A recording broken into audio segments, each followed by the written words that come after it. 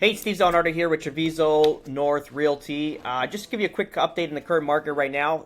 We're at 28,791 units. So again, under that 29,000 mark, which is fantastic. 626 sales in the last 7 days. If you bring that over to Simcoe, we're at 4,828 current inventory with 110 sales. 705 is going to run slower, we know this. But we've been on a tear, to be honest. We're quite happy with the business this year. We knew it was going to be a very transitional year coming into the market. We planned for it like in November of 2024. Thankfully, we get these visions in our brain and just like, hey man, you got to put the brakes on, you got to start restructuring and kind of plan. So that's what we did, and it's been a great year. We're going to do exact same numbers as last year, which we're really excited about, considering it's a very transitional year, both sides of the border. I know Florida started very slow, and then we had this massive curve right now. So we're 35 deals on both sides of the border, so 70 deals.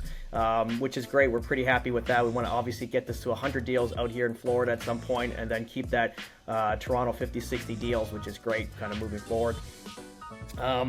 What to look forward to? I think ultimately we're not looking in depth in Canadian politics anymore. I think it's a distraction.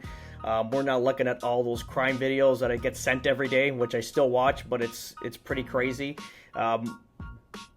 We're just looking at the fundamentals, and right now you got to look at job loss. We've lost another 66,000 jobs in August and 41,000 in July. And you remember, these are high-paying blue-collar jobs, so this is going to be a direct impact to the economy. Remember, it's, you talk to clients, they don't want to believe it. It's Canada that'll come back. It's Toronto, it's Ontario that'll come back. But you got to look at this. Housing values are based on affordability, okay? Anything is. Like, you want to buy a watch, you want to buy a car, it's based on affordability. You know what I mean? Someone buys a Chev, someone buys a Benz. It's based on affordability.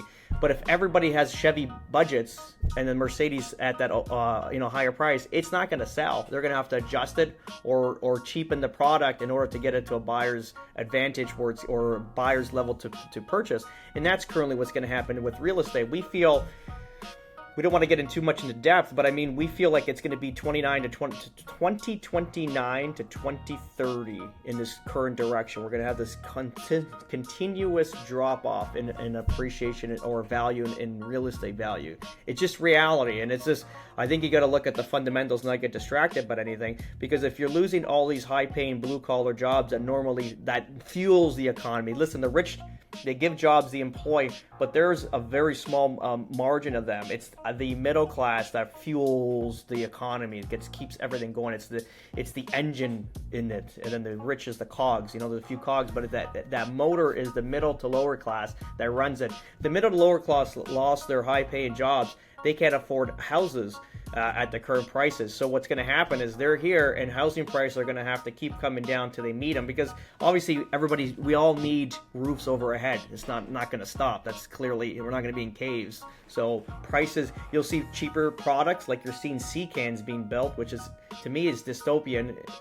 That Canadian American dream, where a white picket fence, double car garage, 2-story home, with a lawn, is definitely disappearing, and that's based on pricing. But let's say the Canadian housing price keeps coming down to meet that buyer. We don't know where it is.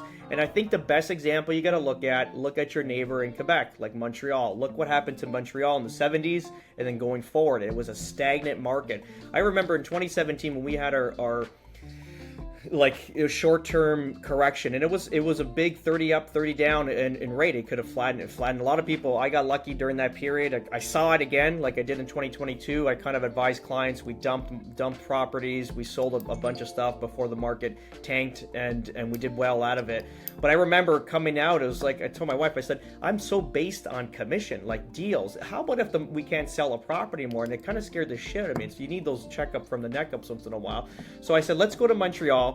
Let's see how that market's doing, and then maybe we can buy, flip over there, and keep something, to generate money. Even if you make just $30,000-$40,000 on a flip, it's just money. Like, you need a different source of income, especially because we're tied to commission base. That time the market just shut right down. We couldn't sell anything. We couldn't buy. It was zero income. Again, we knew it was going to pick back up, but it was a rude awakening. And how do you mitigate that for the future? And so we went to Montreal, and I was looking at 10 plexes, 6 plexes. I was looking at simple products to build and flip. And then so I was entrenched in that market. My friend from Mike Ferry Coaching gave me her portal to Stratus, for Montreal and Quebec. So I was able to kind of go and do my normal due diligence with looking at properties, looking at value, where's the good markets, and then looking at appreciation over time. And the appreciation was so slim. It was, you look at a 10-year period where Ontario was doubled, everything doubled, tripled, quadrupled, and that was just minor percentages of increases, And I remember talking to one realtor. He's a commercial guy, and my friend put me in touch with him, and he's like, we got these 10plexes, everyone's buying them. I go, what's the appreciation? Like, what do you got? Like, so the income's not bad. I go, well, what's your appreciation? We're like at 1.8% per year, and they were happy about that. Like under 2% appreciation in the property value. I had to pull out. I said, this is not for me. I got to be honest. I just stick it. If I was sticking in the GIC, it doesn't make sense. So we kind of backed out of that market. But I like to know.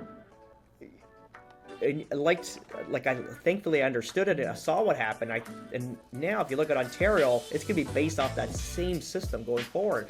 And again, this is like your neighbor, right? So it's the same country, same rules, same effects, and it's the same idea where a lot of the, especially with tariffs and all the jobs going to be lost because of the United States, it's going to be that same idea where the 70s, where the separatists, wanted to separate Quebec from Canada, and then all the big banks moved down into Toronto, which made Toronto the financial hub of Canada, and then kind of left Montreal in stagnation because it was a better and more beautiful city than Toronto. I got to be honest. If you look at all the old architecture and everything, but that's just to kind of go there, like history. Kind of look at that, and that's what we see going forward. So we're looking at that. Also, AI is going to be a total.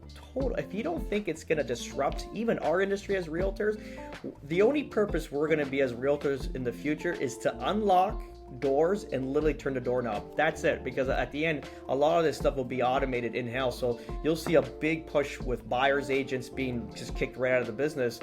You'll see the real estate, I think the real estate industry will shrink right like very, very, it's going to be bone picked, to be honest. And I think what happens is, I've been saying this since 2020 rather, is where realtors become sort of a thing of the past, especially buyers agents. They become salaried employees, and then there's going to be like listing houses rather than, let's say, real estate brokerages. So there's going to be like listing houses. Maybe like a Remax turns into a listing house, or smaller projects like this, where basically sellers come, they list their property. It's more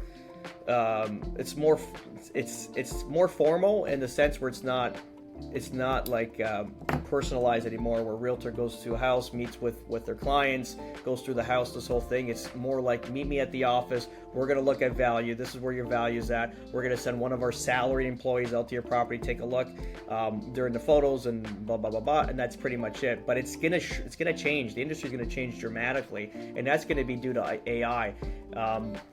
Accountants big at risk, CPAs big at risk, lawyers, paralegals, like huge, because ultimately you're getting all these answers online.